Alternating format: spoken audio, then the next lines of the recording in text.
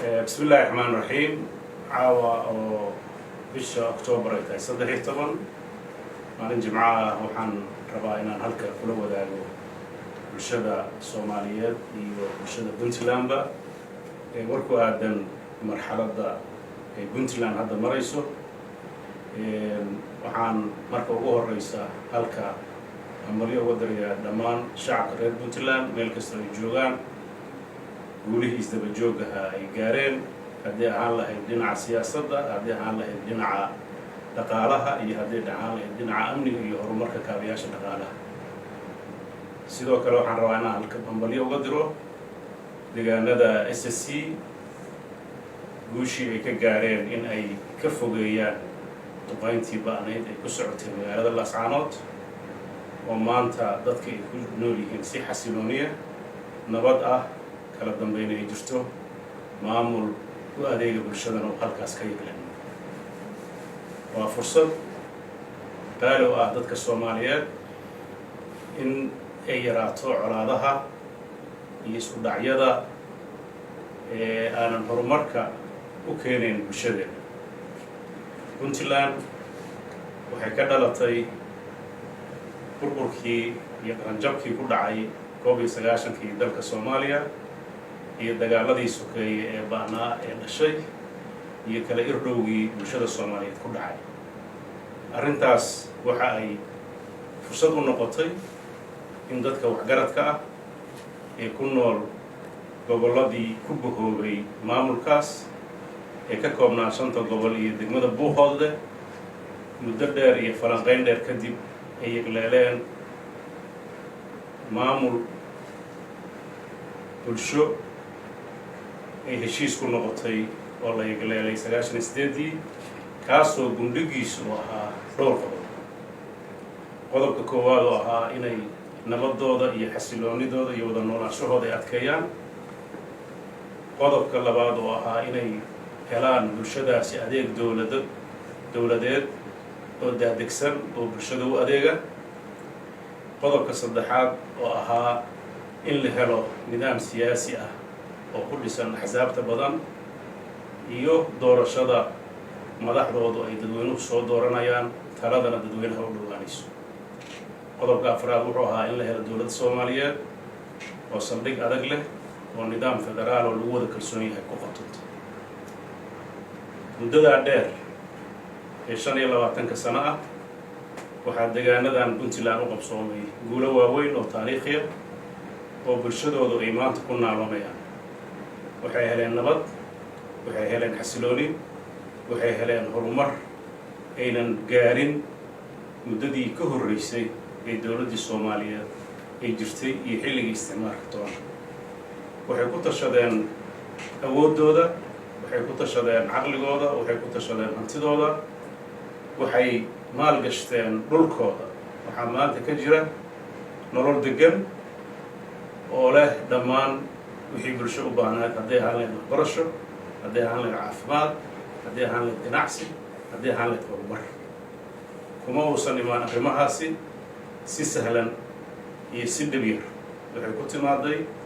adkeynta midnimada, wada tashiga, ilaalinta xeerka iyo dowladnimadii la adeegsaday. guulahaas isdaba joogga ah kuma ekaan Puntland, waxay qayb ka noqdeen hadafkoodii afraad ee ahaa leelid dowlad Soomaaliyeed oo federaal ku dhisan. waxay qayb weyn ka qaateen sidii dalka Soomaaliya ay u dhalan lahayd dowlad ka baxda ku meel gaarka ku dhisan nidaam federaali ah oo hanata dhammaan geyga Soomaaliyeed, bulshada Soomaaliyeedna loo celiyo talada. nasiib darro muddadaas dheer lama gaarin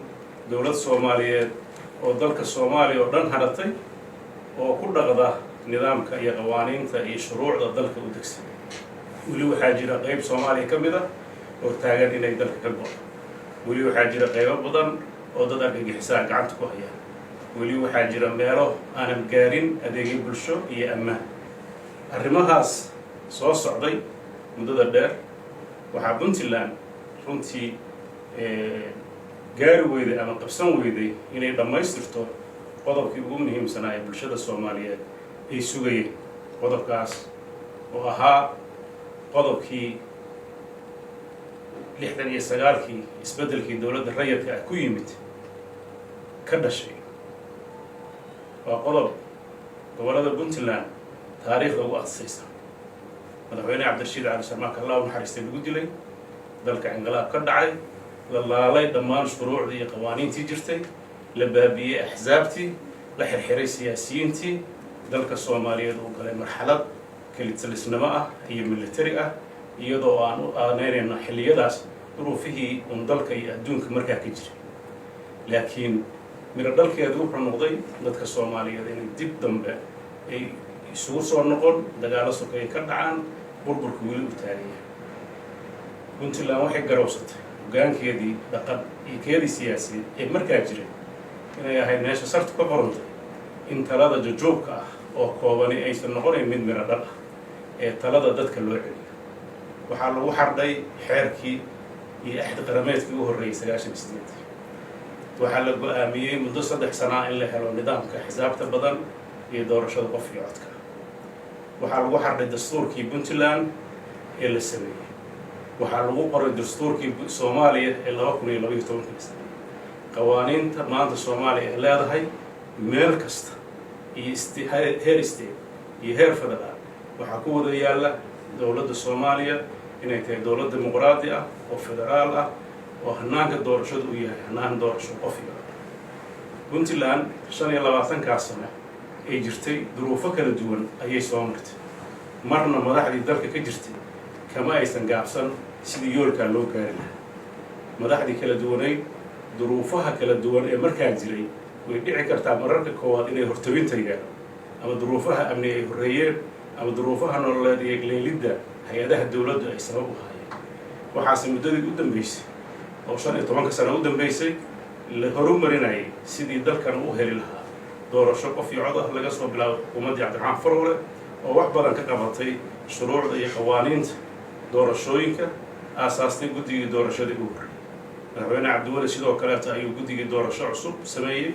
horumar xagga shuruucda ah isku dayay ballanqaadkii ugu horreeyey ee dowladdan markay dhalatay aasaaska u ahaa wuxuu ahaa dareenka bulshada oo ah in la helo doorasho qof iyo cod ah oo dadku ay masiirkooda ay ka qayb qaataan waxaa ilaahay mahaddiisa in dowladdan ay u hirgashay inay isku daydo inay la timaado ka go-naansho inay xaqiijiso rabitaanka dadka reer puntland waxaa markii ugu horreysaba la aasaasay golo ama guddi doorasho ku-meel gaar ah kaasoo ku guulaystay inuu abuuro inuu dhammaystiro shuruucihii ka dhinnaa doorashooyinka inuu diyaariyo sidii doorasho 3 degmo hordhaca loo samayn lahaa si loo ogaado awoodda dowladda puntland ay u leedahay inay doorasho qaban karto si nabad ah oo xasilan oo degan oo caalamka oo dhan uu qiray oo ay joogeen goobjoogayaal caalami ah oo wax istabamaris ah iyo wax dib u dhaca aysan dhicin dadkuna ay u dhiibteen codkooda si hufan waxaa xigtay in guddigii uu ka bartay khaladaadkii doorashadaas meelihii dhaliilaha ka jiray haddii aan lahayn kuwo xeerarka ah iyo haddii aan lahayd kuwo habraacyada iyo farsamada ah waxay u qalab qaateen siday u qaban lahaayeen inta kale ee suuragalka ah oo doorasho ay ka hirgeli kartay haddaysan jirin duruufo amni ama duruufo kaleeto ku xeeran waxay go-aamiyeen inay 30 degmo ay doorasho ka qabtaan waxay diyaariyeen dhammaan shuruucdii iyo xeerarkii iyo agabkii iyo shaqaalihii arrinta gudaha waxay sameeyeen oo markii ugu horreysay ah in la sameeyo sohdimaha deegaanka iyo degsiimooyinka ay doorashadu ka dhacayso ama ay dadku codkooda ka dhiibanayaan waxay ku guulaysteen in ay sameeyaan 500 ama 600 oo seejo oo ku salaysan hanaanka iyo habka bulshadu u degan tahay waxay ku guulaysteen in ay kala xareeyaan degmooyinka oo aanan hore uga dhicin puntland iyagoo ay jireen degmooyin hore oo dowladdii hore laga soo gaaro xariisan iyo degmooyin fara badan oo aasaasmay si xalal loo kulankarsanayo waad garan kartaan dhibaatada dadka soomaaliyeed ee degsiimada iyo dhulalku ay leeyihiin waxay puntland u bareertay inay dadkeeda iyadoo la tashanaysa ku qanciso inay samayso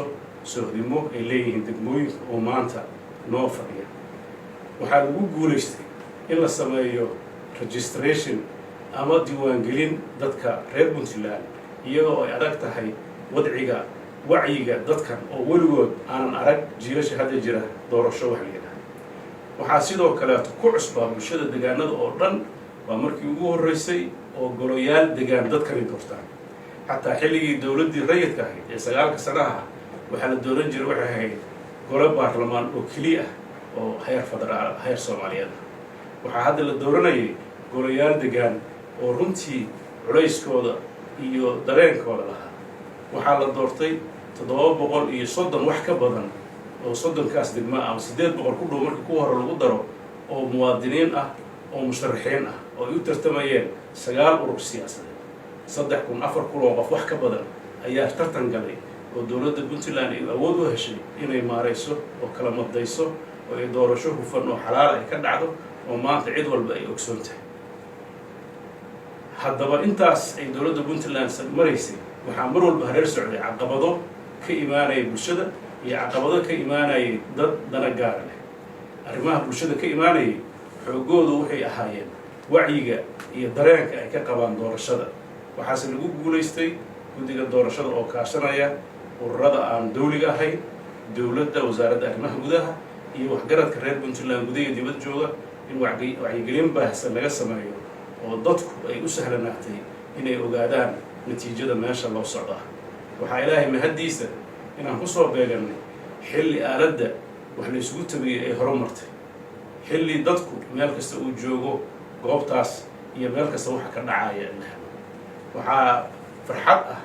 in dhulka sidaa u ballaaran ee baaxadda intaa la eg leh ee qaarkood 1500 kilomitir isu jireen oo meelo fogfog ah iyo degsimooyin aan jidad gelin mar qura 530 sheejo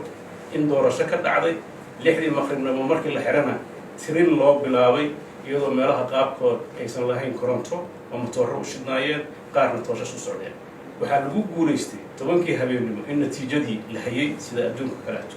oo arrin runtii bogaadin mudan oo dadka Soomaaliyeed u ah farxad iyo horumar ay ku naaloon karaan. haddaba dadka diidan ee isku dayay inay mar walba joojiyaan waxay adeegsanayeen markii ay waayeen sharci ay ku joojiyaan, markii ay waayeen xujo ay bulshada u soo bandhigaan, markii ay waayeen inay dadkooda qancin waayeen waxay u leexdeen inay adeegsadaan qori, jidgooyooyin sameeyaan, meelo badan isku dayaan inay ka joojiyaan. laga soo bilaabo xilligii xadaynta la sameynayay, xilligii diiwaangelinta la sameynayay, xilligii doorashada la gelayay. nasiib darro degmooyinka qaybtood ayaa waxaa loo diiday dadkooda iyagoo kaararkooda gacanta ku haysta inay codki galaan. arrintaas qabsoomidda doorashadu way xaqiijisay dowladda Puntland dadkuna inay rabaan awoodna u leedahay. marka waxaa iyadana hareer socotay dowladda Puntland oo mar walba la macaamilaysay sidii doorashadaas loo xaqiijin lahaa. qodobka doorashada oo runtii wax weyn ku soo kordhiyey bulshada reer Soomaaliya guud ahaan iyo bulshada reer Puntland oo tusiyey inay dadku kari karaan inay dadkooda doortaan. in badan ayaa waxaa lagu celcelin jiray dadkan awood uma leh inay dadka kala doortaan oo la sababeynayay inay doorasho dhicin oo dad kooban ay diidanaayeen inay dhalinyarada soo koraysa inay awood u helaan inay ka qayb galaan nidaamka siyaasiga. waxaan meelihii aan marayay kula kulmay dhalinyaro injineero ah, caafimaad ka shaqeeya, ganacsato ah. waxaan ku faraxsanahay in bulshada oo intii ka qayb gashay 70% ee dhalinyaro ahayd wax 4,000 qof ay usoo qalab qaateen inay siyaasadda ka qayb galaan oo ay tartan galaan ogaadaanna awoodooda ay bulshadooda ku leeyihiin. waxaa maanta dhacday in dadkii doorashadaasi galay ay ku noolaanayaan sharaf, ay ku noolaanayaan kalsooni, ay leeyihiin in ay maaragtay awoodoodii ay gacanta ku haystaan. waxaa abuurmay xisbiyo awood u helay inay galaan wadaxaajood siyaasadeed oo horey aan dalka looga aqoon. waxaa dhacday golayaasha deegaanka markii la dhisayay in xisbiga ka oo kale tiro badan meel uu ku leeyahay uu ka tanaasulo isagoo eegaya isku dheelitirka iyo danaha guud ee dalka, isagoo u tixgelinaya ururada siyaasadeed ee dhashay ee axsaabta ah inay kaalintooda qaataan. waxaa dowladda Puntland uga mahadcelinaya khaasatan golaha baarlamaanka inay ballaariyeen awooddii iyo ka qaybgalkii xisbiyada oo markii horeeto loo arkayay inay koobnaadona 3 noqdaan maantana ay mariyeen 8. isbedeladaas qodobada ku dhacay dastuurka ah waxay horseed u noqdeen inay dowladda tani ay awood u yeelato in ay dadka ka wada qaybgeliso nidaamka doorashooyinka ee daaha furan waxaan rabaa halka inaan runtii bulshada Puntland ugu baaqo arrintaa quruxda badan ee dhacday natiijada fiican keentay dadka Soomaaliyeed oo dhan u riyaaqeen muftaax u noqonaysa arrimaha cakiran ee siyaasadeed ee dalka iyo kala saaridda dadka doonaya siyaasadda arrimaha aan ku soconay ee duruufuhuna kasbeen oo runtii kalifay nidaamka kaliya bulshada ay u dhisan tahay maadaama nidaam qabiil u yahay in xubnaha baarlamaanka iyo kuwa golayaasha deegaanka lagu soo doorto habbeeleed oo la soo xulo waxay ku sababeen dhaqankeennii shariifka ahaa ee aan ku soo badbaadnay ee nabadeenna keenay burbur iyo kala irdhow iyo isqoonsi waxaan runtii marar badan la fariistay mas-uuliyiinta iyo isimada iyo nabadoonnada dhaqanka waxay mar walba ku celcelinayeen inuu nidaamkan badbaado u yahay bulshada reer Puntland iyo dhaqanka wuxuu kaloo nidaamkan fursad u siiyey qofka ishuba inuu dareen waxqabad ku jiro inuu soo bandhigo awoodiisa wuxuu kaloo dadka fursad u siiyey inay kala doortaan labada qof kay ku tuhmayaan ama labada xisbi kay ku tuhmayaan inuu dantooda iyo danahooda ka shaqeynay arrintaasi runtii waxayna farxa gelisay oo na gelisay dhiiranaan inaan nidaamkaas bilowday dhammaystirno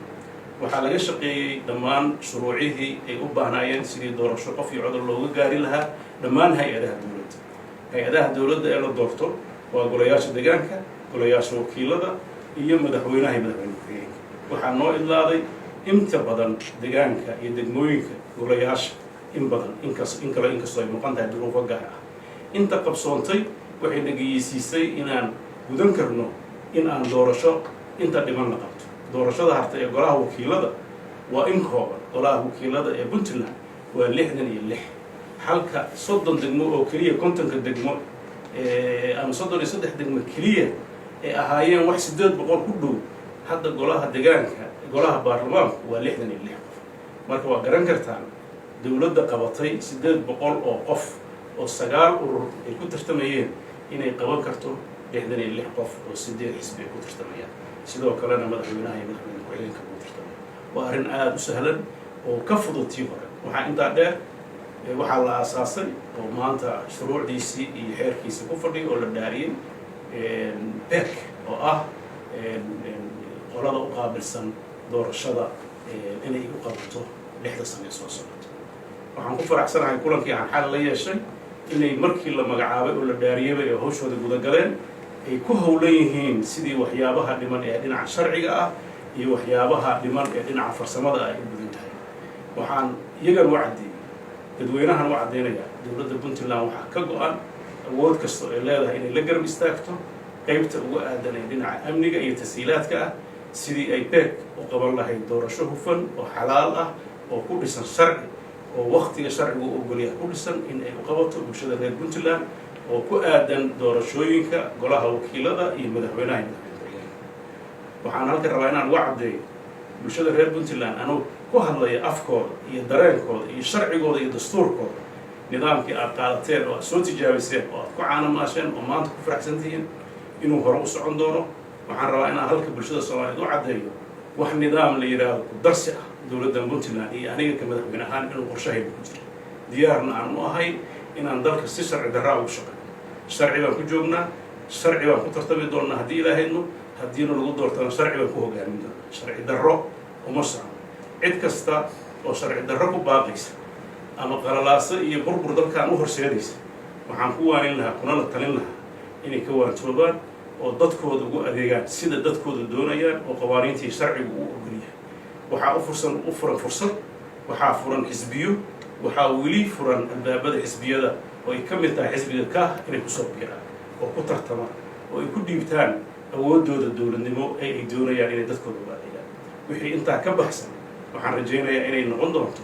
wax aanan u qalmin dadka reer Puntland ee 25 sano halganka ugu soo jiray sidii nolol qurux badan u heli lahaayeen oo maanta haystaan nolol degan iyo deganaansho iyo horumar dhinacii korontada iyo biyaha iyo nolosha iyo taleefanadu ay hore u socdaan aqoontii ay kor u socoto caafimaadku u socdo inta dhibanna ay ku gaari karaan markay nidaam furan oo siyaasi ah ay yimaadaan si ay u helaan kalsoonida soo jiidashada maalgashi waxaa runtii nasiib darro ah دولة الفدرالك إن هوشاس بحد لا القبطي يسمى بقادين هوشاس بحد لا يسعد يسمى الرجلين يوفدس كداي يكبر رسي إن يبربر يسمى بنتلان والقابلس وحا نصيب براءة إن دجاندي كلمة سوماليا وأن أغنى حالة أمنية ظروفها كجرة لو ديدا إن دور شدي هو يكون نقضان ولا ليه دور شقة في بسوبس بنتلان النبضة وحصلا وقلياش ديان قبستنا عقلت اللي جينا إن دور شقة في عد عقلت أرنتاس دولة الفدرال كان مدحوينها هي رئيس الوزراء هي لقربوا سيد يسوق وسيلة لكن بنتلان يضع أي فريسو دستور كذا وفري قوانين كذا أي فريسو ضد كذا ربيديسة عن كل واقع يا أنا مدحوينه دلك من جهيستي دور شقة في عدة ووقت جديدة وشرع كويس وأنا مرنا حلقي شرع قوانين وأقوليه نيسان دافع وعن كرجينيا جودي قبتك إن الصور صار جدولك دور الشر يصير يروان القفتان وموفر وعن كنت غيريا وأن كستوي قاتان وعن هيئة الدولة لا شقي سيد أمني يقوى كلا تبغوا باقيا أمهالك كفريا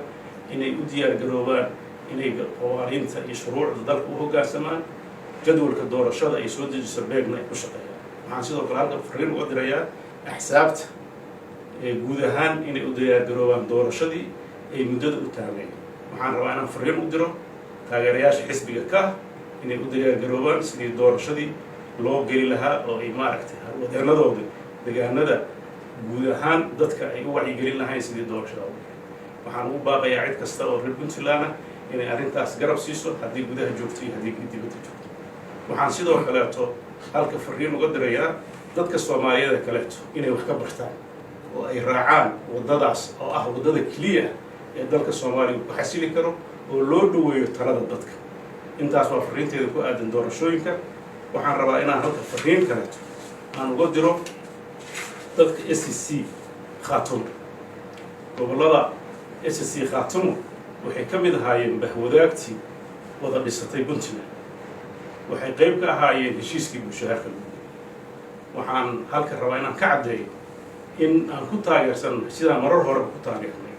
maamulka ka dhismay dhaqankiisa odayaashiisa iyo dadka reer Sool iyo Sanaag iyo Cayn masiirkooda iyo go'aankooda inay ka taliyaan dowladda Puntland madaxweynaheeda madaxweyne ku-xigeenkeeda guddoonkooda baarlamaanka iyo cid walba oo mas'uuliyiina marar kala duwan waxay cadeysay inay u hoggaansamayso dadka talada waxay ku gadaan inta ay tashanayaan sida axdigooda hadda ku dhigan muddada 2 sano ah